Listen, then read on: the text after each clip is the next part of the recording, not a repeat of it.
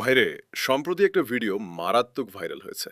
ভিডিওতে দেখা যায় আমাদের মাননীয় শিক্ষামন্ত্রী ক্লাস 5 এর শিক্ষার্থীদের বলছেন, তোমরা বড় হয়ে কি করতে চাও? তোমরা সবাই বড় হয়ে জাইমা রহমানের সাথে রাজনীতি করবা, ওকে?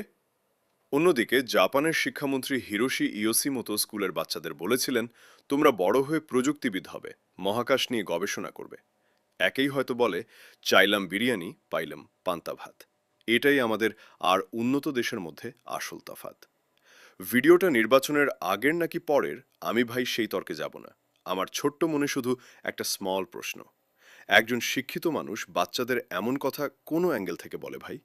যাদের নাক টিপলে এখনো দুধ বের হয়, ঠিকমতো প্যান্টের চেইন লাগাতে পারে না, তাদের কেন এই বয়সে এই পরিবারতান্ত্রিক রাজনীতির শিক্ষা দিতে হবে?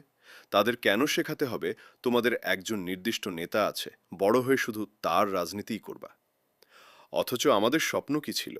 স্বপ্ন ছিল একদিন কোনো কৃষকের সন্তান এই দেশের নেতৃত্বে আসবে, কোনো প্রত্যন্ত গ্রামের অচেনা এক কুমারের ছেলে বদলে দেবে পুরো বাংলাদেশ। ঘাম ঝরিয়ে জীবিকা নির্বাহ করা একজন রিক্সা চালকের সন্তানও সাহস করে ভাববে, হ্যাঁ, আমিও হতে পারি ভবিষ্যতের প্রধানমন্ত্রী। কিন্তু বাস্তবতা যেন ভিন্ন পথেই হাঁটছে। শিশুদের চোখে নতুন সম্ভাবনার আলো জ্বালানোর বদলে তাদের স্বপ্নকেই পরিবারতান্ত্রিক রাজনীতির গণ্ডিতে আটকে ফেলা হচ্ছে। এখন অনেকেই বলবেন, আরে ভাই, কথার ফ্লোতে আবেগে বলে ফেলেছেন, এত সমালোচনার কি আছে?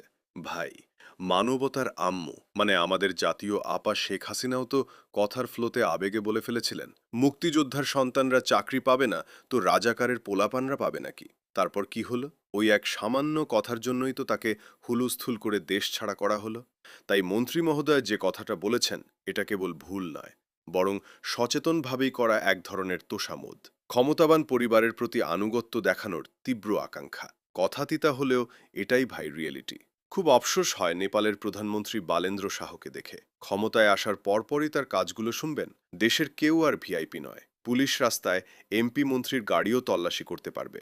শিক্ষা প্রতিষ্ঠানে ছাত্র শিক্ষকদের দলীয় রাজনীতি নিষিদ্ধ। সরকারি আমলাদের সম্পদের হিসাব হবে। ভাইরে, জুলাই গণ অভ্যুত্থানের পর আমরা তো এমন একটা দেশই চেয়েছিলাম কেউ মামা খালুর পাওয়ার দেখাবে না, দুর্নীতি করলে তার খবর করে দেওয়া হবে। ভাই, আপার আমলে এক বাচ্চা বলেছিল, পহেলা বৈশাখ মানে জাতির পিতা বঙ্গবন্ধু। এখন মনে হয় ভাইয়ার আমলেও বাচ্চারা যেন বলতে পারে, পহেলা বৈশাখ মানে তারেক রহমান। তারই প্রস্তুতি চলছে।